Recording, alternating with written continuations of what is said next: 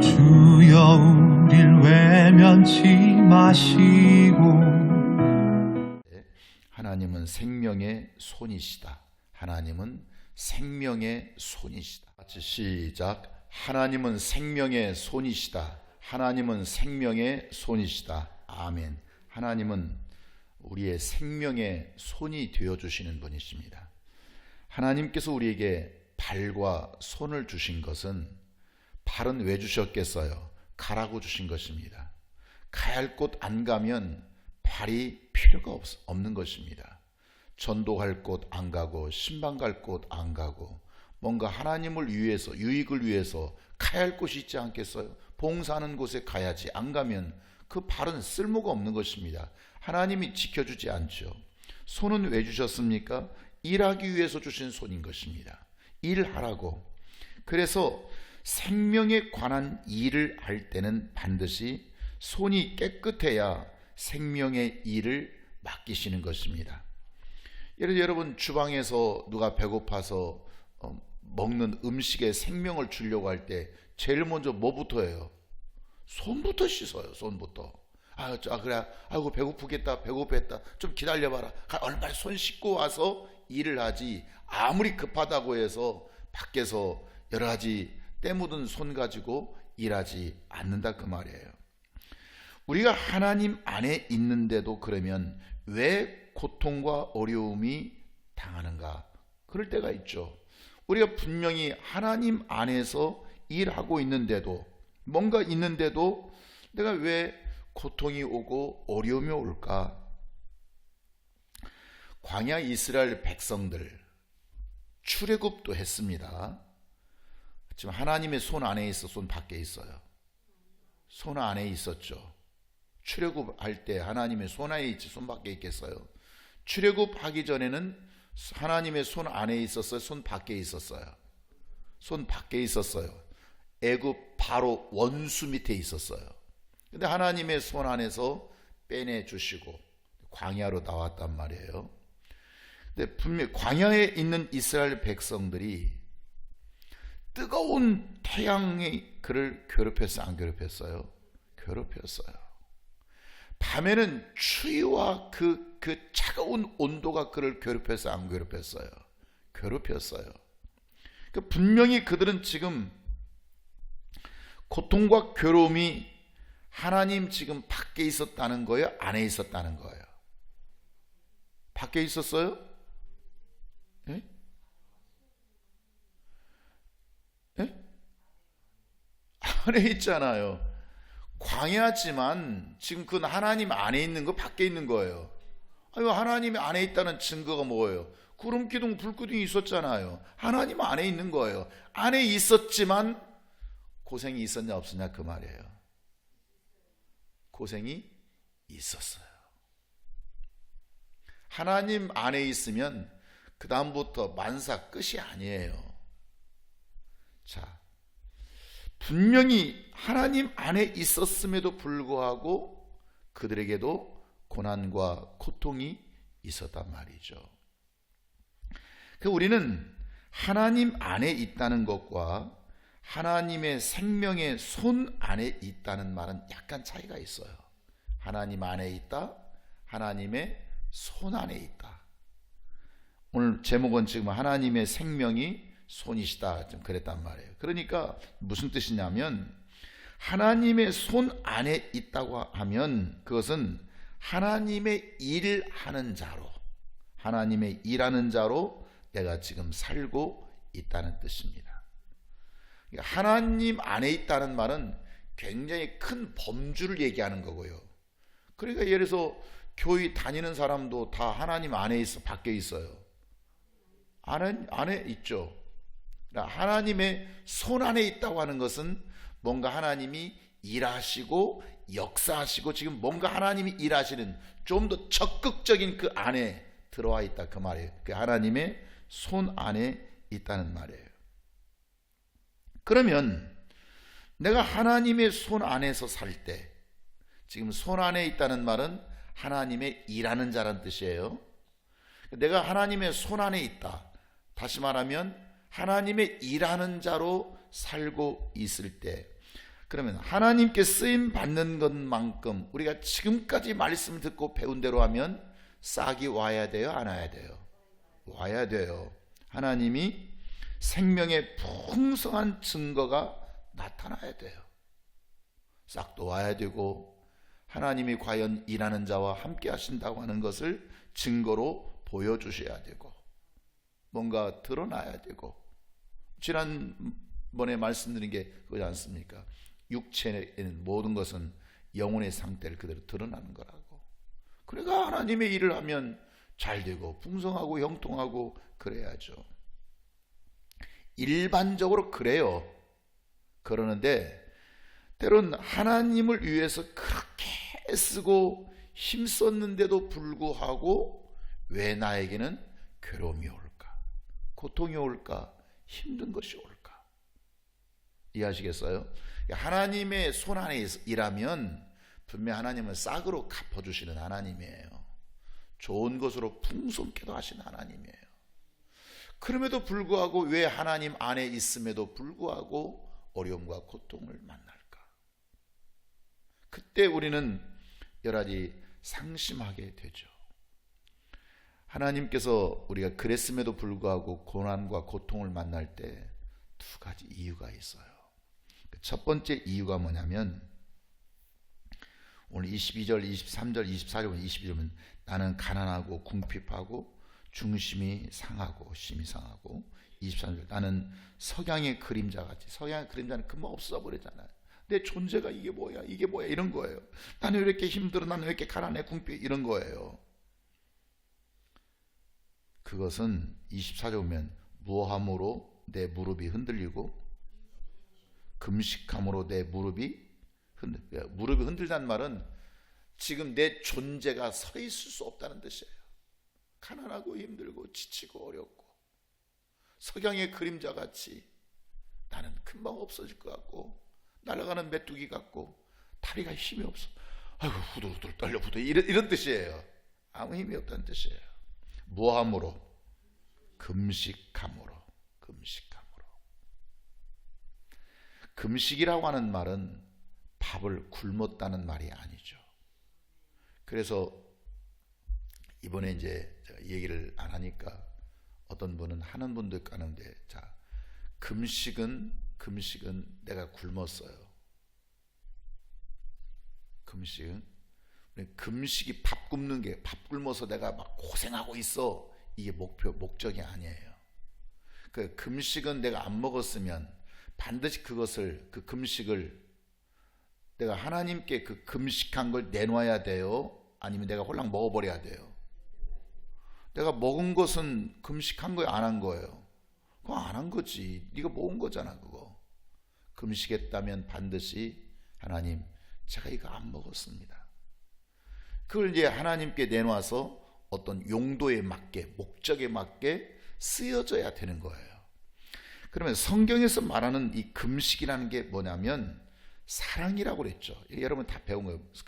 금식은 사랑이다. 시작. 금식이 뭐예요? 사랑이에요. 그냥 배 되게 고파서 그냥 밥 굶는 게, 살 빼려고 안 먹는 게 금식이 아니고 사랑이에요. 내 것을 이웃에게 주는 이라고. 내 것을 이웃에게 주기 위해서 내가 굶은 것을 금식이라고 해요. 이해하시겠어요? 금식은 그러니까 내가 금식하고 내가 먹는 게 아니에요. 이건 누구를 위해서 지금 금식하는 거예요? 이웃을 위해서. 내 어떤 믿음, 사랑, 물질을 내가 이웃에 주기 위해서. 그래서 나는 굶을 수밖에 없는 거예요. 내가 안 먹고 주는 거예요. 내가 먹을 거 다 먹고 주는 게 아니에요. 이해하시겠어요? 진짜 이웃에게 주는 생명, 여러분 행복주의 이웃에 주는 생명은 내 걸 안 먹고 주는 것입니다. 그래 역사가 있고 하나님이 일하시 움직이는 것이, 내 거 다 먹고 아이고 난 먹고 남는데, 먹고 쓰게 더 남는데 내가 뭐 누구 줄까, 뭐 누구 줘야 되나, 이건 금식이 아니에요. 그냥 내가 먹어야 할 것을 내가 먹지 않고 주는 사랑을 금식이라고 그렇게 말해요. 그러니까 금식은 사랑하라고 하는 하나님의 명령 따라서 생명 주는 일을 하다가 내가 굶주리고 내가 배고프고 내가 피곤하고 내가 삶이 수척해진 거예요. 금식은 단순히 밥 굶었다쯤 이 뜻만 있는 게 아니고, 금식이란 내가 나를 위한 거예요, 남을 위한 거예요. 남을 위해서 뭔가 내 에너지를 주다 보니까, 그게 물질이든 사랑이든 봉사든 수고든 막 땀 흘리는 거든, 어떤 사람들은 하루 종일 남을 위해서 돈도 안 받고 노인들 전도한다고 일하는 수도 있지 않습니까? 장애인들도 다 일할 수 있지 않습니까? 그러니까 그 일하는 게 얼마나 피곤하고 힘들겠냐 그 말이에요. 다시 말하면 주를 위해서 헌신하고 충성하다가 그만큼 힘들고 어려운 것입니다. 이해하시겠어요? 그러니까 내가 왜 이렇게 하나님의 일을 하는데, 내가 하나님의 손 안에서 일하는 자가 됐는데 왜 이렇게 나는 힘들고 지치고 내가 꽐볼까? 왜 그러겠어? 내가 누구로 일을 했기 때문에, 하나님의 일을 했기 때문에 피곤한 거예요. 여러분이 지금 이걸 민감하게 안 오는 이유가 뭐냐면, 말씀이 와닿지 않으면 그렇게 해본 일이 없어서 그래요. 남을 위해서, 정말 한 생명을 위해서, 하나님의 의를 위해서 그렇게 내 걸 다 바쳐서 해본 일이 없으니까 나는 왜 이 어려움 당하나 고난 당하냐, 뭐 그런 게 지금 민감하게 안 오는 거죠. 말씀대로 살기 위해서, 목사님이 전하해 주는 말씀이든지 성경이 있다 하나님께 말씀을 들었든지, 말씀대로 살기 위해서 시간 쪼개고 물질 쪼개고 하나님의 일을 하다가, 그러면 그런 사람은 고통을 느끼게 되어 있어요? 안 느끼게 되어 있어요? 느끼게 되어 있죠. 이해하시겠습니까? 지금은 그런 교회는 없어요. 옛날 60년대, 70년대, 80년대까지만 해도요, 한국 교회는요 정말 헌신적인 교인들 많았습니다. 정말 교회 뭐 건축한다고 뭐 빚 보증 쓰다가 철탁 당한 사람도 있고, 또 어떤 사람은 자기 재산 그 땅 팔아가지고 주님을 위해서 충성한다고 충성하다가 그냥 또 자식들이 와서 막 그냥 막 와서 그냥 그 욕하고 막 그런 경우도 많고, 옛날에 60년대, 70년대, 80년대까지요 교회가 그런 일이 비일비재했었어요. 그렇게 해서 한국 교회가 자라고 성장했습니다. 그냥 성장하지 않았습니다. 지금은 그런 교인들 찾아보기 쉽지 않습니다. 다 내가 일하는 범위 내에서, 내가 할 만한 범위 내에서, 내가 충성하는 범위 내에서 하지, 진짜 내 것 다 내놓고 하는 자 여러분 흔하지 않습니다. 거의 없다고 해도 과언이 아닐 정도예요. 그러니까 이런 자들은 지금 애매하게 받는 고난이 아니에요. 애매한 고난이라고 전에 말씀드렸잖아요. 그러니까 고난받아야 할 이유가 있어서 받는 것이 아니라, 뭐 때문에 받는 거예요? 고난받을 이유가 없지만 내가 하나님을 사랑하는 마음으로 그렇게 정말 금식하는 심정으로 일하다 보니까 만나는 고난과 고통이 있다는 거예요. 두 번째는 25절 보시면, 나는 또 그들의 뭐가 되리라? 비방거리가 되리라. 비방거리가 되다 보니까 그들이 막 나를 보면 머리를 막 흔들고, 막 머리 흔드는 말고 막 그 우리가 분에 못 이기면 어떻게, 분에 못 이기면 여자들이 뭐 여자나 남자 마찬가지 어떻게 해요? 예? 머리 뭐 이런 거 있잖아요. 내가 천연 못 잡아먹어서 막 잡아먹어야 되는데, 이런 거 있죠. 이 마귀짓이에요. 마귀가 그렇게 한다 그 말이에요. 마귀가 내 저인가 잡아먹어야 되는데 막 미치겠어 막. 귀신이 그럴 때가 있겠어 없겠어요? 예? 여러분 너무나 멀쩡하게 예수 믿어. 그냥 너무 그냥 깔끔해. 나는 그런 귀신들도 많이 봤고요. 그런 사람이 있어요. 우리 삶에 살다 보면 그런 사람이 있어요. 막 가끔 길 지나가는데 막 어떤 아줌마하고 딸하고 지나가는데 막 갑자기 멀쩡하다가 막 딸이 막 미치겠어 막 귀신짓 하는구나, 이런 게 있어요. 자, 25절 보면 지금 나를 또 그들의 비방거리라. 지금 원수 마귀가. 그 나를 보면, 나만 보면 어떻게, 나만 보면 인간 막 나만 보면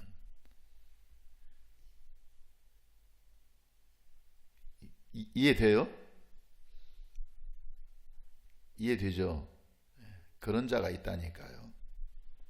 자, 원수 마귀가 공격할 때 원수 마귀는 아무나 공격해요? 안 해요?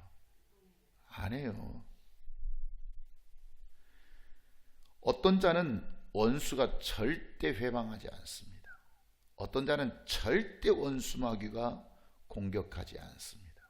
그 자가 누구겠어요? 원수 마귀의 밥이 된 자. 뭐하러 건드려요 그거? 내 말 잘 듣는데 고분고한, 야 교회 가지 마. 알았어? 야 뭐 11.5 이렇게 하냐. 야 차라리 마귀도 교묘하게 얘기하니까 그 돈 가지고 예비신자 전도하기 위해서 맥주 한잔 하면 걔 맥주 좋아하잖아. 그러니까 한잔 하면서 맥주는 소맥이다.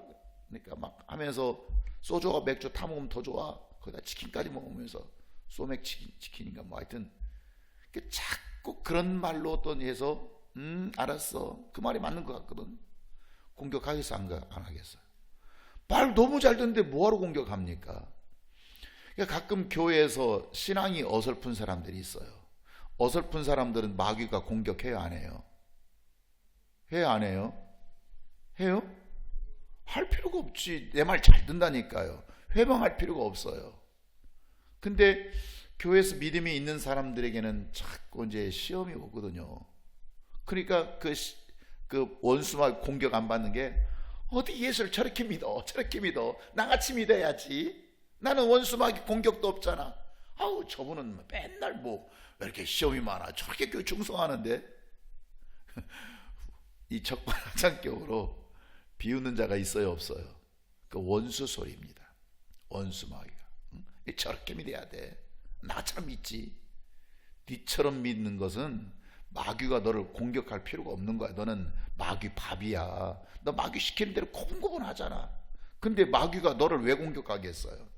그러니까 마귀는 아무라도 공격하는 것이 아니라 누구만큼은 끝까지 쫓아와서 공격하고 막 머리 흔들하면서 으악 하면서 막 회방하냐면, 마귀 입장에서는 누구겠어요? 내 말 안 듣는 자. 마귀 입장에서는 내 말 안 듣어. 아우 저건 진짜 내 말 안 들어. 왜 이렇게 저렇게 말 안 듣는지 모르겠어. 다시 말하면 하나님의 일을 하는 자예요. 하나님의 손 아닌. 27편 이것이 주의 손이 하신 일인지, 손이, 그걸 누가 하냐면 주의 손이 하신다. 그러니까 하나님의 일을 하는 자는 내버려 둘 수가 없는 거예요, 마귀 입장에서는. 그러니까 마귀 입장에서는 적극적으로 그를 공격하고 무너뜨리려고 하고 회방하고. 그러니까 하나님 편에 서서 일하는 입장, 하나님의 손 안에서 일하는 입장에서는 늘 뭘 또 받을 수밖에 없어요. 서로 입장이 다르잖아요. 시험 받을 수밖에 없고, 괴로움 당할 수밖에 없고, 힘들 수밖에 없고, 남에게 또 조롱받을 수밖에 없고. 이해하시겠습니까?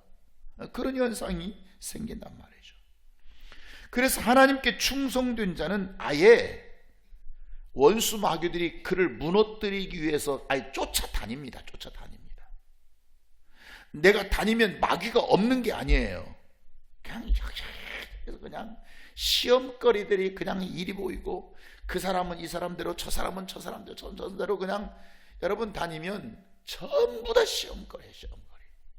그 시험거리를 지금 뭐 하나님 주시게 누가 이쯤에 역사하겠어요?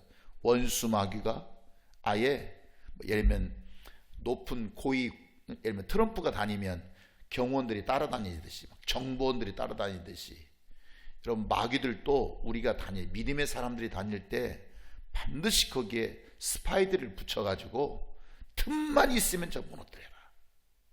하겠어 안 하겠어요? 그래 여러분 마음 잘 타세요. 너희가 무릇 지킬 만한 것 중에 뭘 지켜라? 왜? 너 마음 못 지키면 넘어간다. 그러니까 마음 못 지키면 그렇게 교회에 충성하는 자도 그냥 회딱 넘어지잖아요. 왜냐하면 저 믿음이 약한 자에게는 애기 뭐 조그마한 그냥 뭐 예를 들면 동네 형사 그냥 붙여서 스파이 붙이면 좀 세게 신앙생활 한 사람은 누구 붙이겠어요? 아주 마귀도 고위관리직 붙입니다.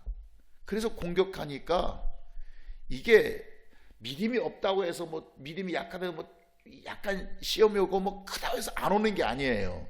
크면 큰 대로 나를 무너뜨린 자들이 커요. 그래서 여기 그러니까 이길 수 있는 유일한 방법은 무릇 네 마음을 지켜라. 그거밖에 없다. 너. 아멘입니까? 그래서 말씀 속에서 빨리 내 약점이 무엇인지 내 단점이 무엇인지 나 이거 지켜야 되겠구나. 이거 예를 들면 성질이 급한 사람도 있어요. 이 사람은 뭘 지켜야 돼요? 다른 거 이 사람은 별로 이 사람들은 잘해 일은 내가 성질 급한 게 지켜야겠구나. 어떤 사람은 무지하게 또 게으른 사람이 있어요. 어찌게 사람이 또 그렇게 이 사람은 뭘 지켜야 돼요? 참 내가 뭐하지? 게으르지? 그 말 부지런해야지. 명령 떨어져 빨리 움직일 생각해야지. 이 사람 게으른 사람 명령 떨어져도 그냥 가만히 생각하고 있어요. 그러니까 무릇 내 마음을 지켜야 할 것들이 다 성향들이 다르다 그 말이죠. 그걸 지키면 나를 공격으로부터 지켜낼 수가 있게 되는 거예요. 그러니까 시간 쪽에서 물질을 들여서 전도하고 충성하고 주를 위해서 봉사하고 주의하는데도 힘들 텐데 그것도 힘들잖아요. 아까 1번이 그거잖아. 1번이 내가 주를 위해서 충성했기 때문에 어려움이 오는 거예요. 거기다가 플러스해서 이해되셔요? 플러스해서 원수 회방에 마귀의 회방에 표적이 되기 때문에 힘은 배로 가중하죠. 첫 번째 것은 내가 주를 위해서 충성하다 보니까 오는 고통과 괴로움이에요. 여러분은 그렇게 지금 일 안 하니까 못 느끼는 거예요. 지금 원래 그런 고난과 고통이 있어요. 우리 교회는 그렇게까지 하는 사람 없어요. 두 번째는 그것도 힘든데 그런 자에게는 또 누가 또 표적의 대상이 원수마귀가 표적의 대상이에요. 그러니까 이중이잖아요. 이중으로 고난이 오고 힘들 수밖에 없어요. 그래서 많은 사람들이 결국 그 현실 앞에서 무너지고 시험 들고 포기하고 좌절해서 자꾸 넘어지게 되는 거예요. 왜냐하면 내가 이렇게 충성했으면 하나님께서 생명을 싹쓸어 주셔야 되고 나를 지켜주셔야 되고 나를 보호해 주셔야 되고 위경 가운데서 나를 건져 주셔야 되는데 왜 나를 이렇게 내버려 두시는가? 석양의 그림자같이 지나가고 메뚜기같이 불러다니고 왜 그런가? 그러니까 이것을 잘 모르면 그대로 그냥 무너져요. 하나님이 지켜주셔야죠. 하나님이 보호해 주셔야죠. 왜 하나님은 나를 보호해 주시지 않는가? 내가 지금 이렇게 충성해서 불구하고 왜 이렇게 내가 충성하는데 이 원수 마귀 공격을 당하면 성령으로 막아주셔야 되는데 왜 나를 막아주시지 않고 그대로 어려움과 가난을 경험하게 하시는가? 하나님께는 반드시 이유가 있다 없다? 있다고 그랬죠. 이유 없는 건 정말 한 개도 없어요. 여기에 왜 고난받도록 내버려 두시는가에 대하여 비밀이 있습니다. 해답이 있습니다. 하나님의 응답이 있습니다. 그게 무엇일까? 내일 시간에 말씀드릴 게 아니고 오늘은 아예 끝내주려고 합니다. 자, 히브리서 12장 5절에서 13절까지 왜 그렇게 일하시는지 답을 좀 찾도록 하겠습니다. 이거 다 닫지 말고 여기 보면 기억하세요. 24절 보면 내 무릎이 흔들리고 내 육체는 수척하오니, 또 25절 보면 또 나를 보면 흔드나이다. 27절 보면 주의 손이 이렇게 쭉 나오는데 이 중복되는 말씀이 있어요. 몇 장이라고 해요? 히브리서 12장 5절에서 13절이에요.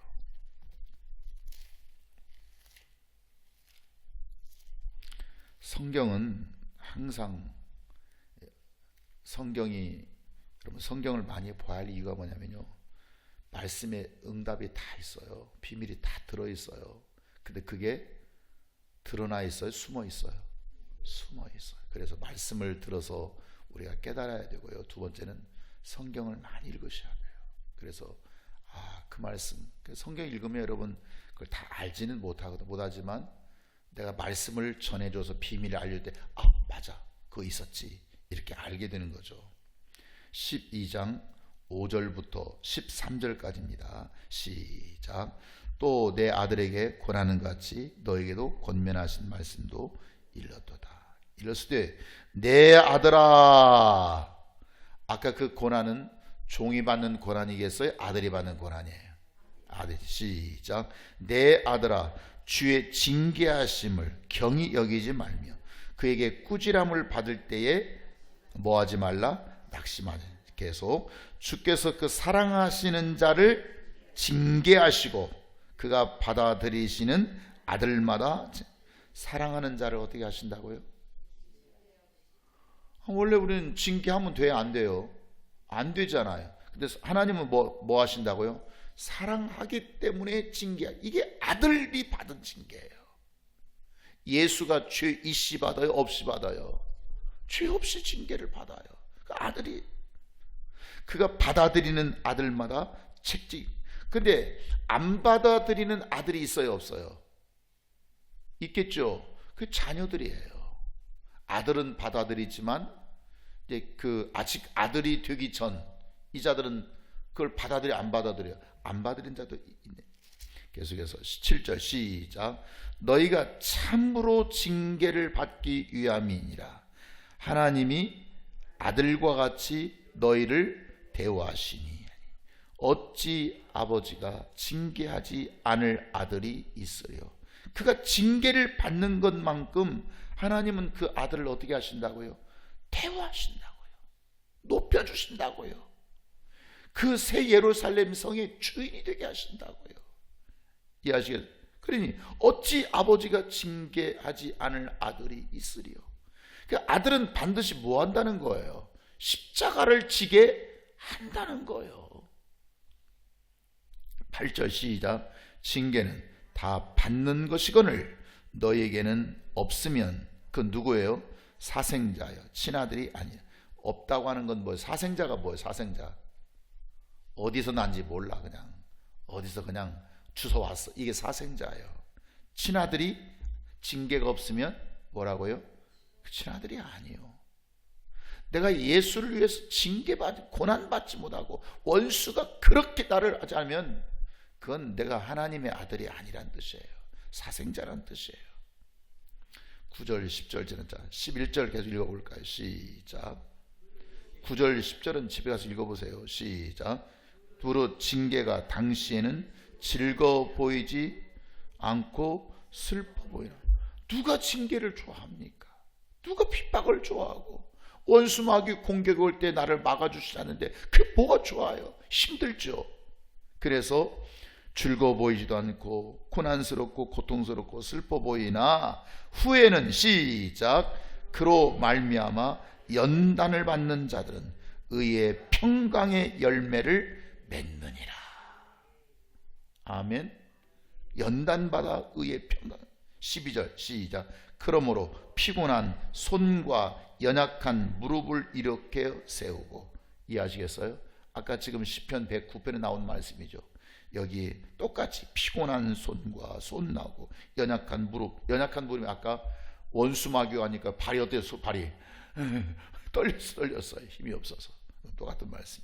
13절 시작. 너희 발을 위하여 곧은 길을 만들어 저는 다리로 하여금 어그러지지 않고 고침을 받게 하려 함이라. 이게 이유예요. 괜히 받는 게 아니고요. 그가 아들이기 때문에 받는 거예요. 아들이기 때문에. 아들이 아닌 자에게는 고난 받을 필요도 없어요. 뭐 사생자, 너 친아들이 아닌데 네가 뭘 고생받냐. 그래서 징계받을 때는 힘들어. 너무 힘들어. 고통스러워. 하나님 왜 나에게 징계 주나. 그럴지 모르지만 후에는 아들로서 연단을 받아 평강, 의와 평강의 열매를 맺게 하시려고. 그 우리는 견디기만 하면 되는 거예요. 견디기만. 무너지지 말고 쓰러지지 말고 내가 이기면 된다. 내가 견디면 된다. 내가 참으면 된다. 아멘입니까? 이것이 바로 우리에게 주시는 비밀이라고 하는 거예요. 오늘 만나는 이런 고난들은 지금 죄 있이 받는 거예요? 죄 없이 받는 거예요? 죄 없이 받는 거예요. 죄 없이. 내가 충성하는 게 무슨 죄입니까? 내가 죽도록 그냥 내 것 다 하나님께 들여서 하는 게 무슨 죄입니까? 그게 또 그렇게 충성했더니 원수 마귀가 계속 그를 따라다니지 않습니까? 넘어뜨리려고. 그게 무슨 죄입니까? 이것은 죄 없이 받는 바로 아들의 고난이라 그 말이에요. 아들의 징계라 그 말이에요. 너희가 징계가 없다면 너희는 사생자고 친아들이 아니다. 징계의 목적이 11절에서 당신은 즐거워 보이지 않고 슬퍼 보이고 힘들어 보이지만 후에 의의 평강의 열매를 맺느니라. 왜? 7절 말씀, 아들같이 너희를 대우하시기 위해서. 그러니까 땅에 고난이 없으면 하늘에서 나를 대우가 있겠어요? 없겠어요? 없어요. 땅에서 여러분 고난 받는 것만큼 그 분량만큼 하늘에서 대우받습니다. 저는요 그냥 편하게 다니려고 해요. 교회 그냥 아주 편하게 그냥 편하게. 너는 하늘나라에 가서 고생 좀 하겠다. 한국 이제 땅의 식으로 표현하자면. 그런데 아유 저 사람 봐, 저 사람 저렇게 예배 끝나고 마무리하고 교회 가느라고 늦게 가는 사람들 보면 참 나도 좀 마음이 안타까워요. 김지영 권사가 왜 보따리를 빨리 싸는가 내 이유를 알아. 여러분은 잘 내 맨날 뭐 공부 끝나기 전에 뭐 빨리 싸는 게 할 일이 많아. 할 일이 많아서 빨리 가서 또 이것도 해 저것도 해야 되고 막 늦게 가야 되니까. 그런 뭐 뭔가 수고하고 공사한 딸 보면 어떤 자들은 그냥 끝나자마자 막 아니 오후 예배도 드리기 싫어서 빨리 가는 사람이 있잖아요. 그거 못 참아가지고. 그렇지만 어떤 사람들은 수고하고 너는 하늘에서 대우가 크겠다. 교회에서 봉사를 저렇게 알아주는 것도 아닌데 자기가 목사도 아닌데 목사처럼 일하는 사람이 있어요. 너는 하늘에서 대우가 좋겠다. 저는요 그렇게 전 못해요. 자, 신앙생활 나 그렇게 못해요. 누가 뭐래? 알았어. 그래서 나는 생각하죠. 너는 하늘나라에 가서 좀 저 아래서 땅에서 고생하더니 땅에서야 그까짓 거 60년 70년 80년 고생하면 끝이야. 그냥 뭐 땅에서는 별짓 따도 상관없어. 하나님 하늘을 위해서만 준비만 한다면. 그런데 하늘은 영원히 결정돼 버려요. 이해하시겠습니까? 그러니까 땅에서의 그 징계에 맞는 수위가 하늘에서 대우다. 시작. 하늘에서 징계받는 미안해 나도 새벽이라 제정신이 아니야. 시작. 땅에서 징계받는 수위가 하늘에서 대우받는 수위가 된다. 아멘. 기도하겠습니다. 약속의 구원을 이루소서.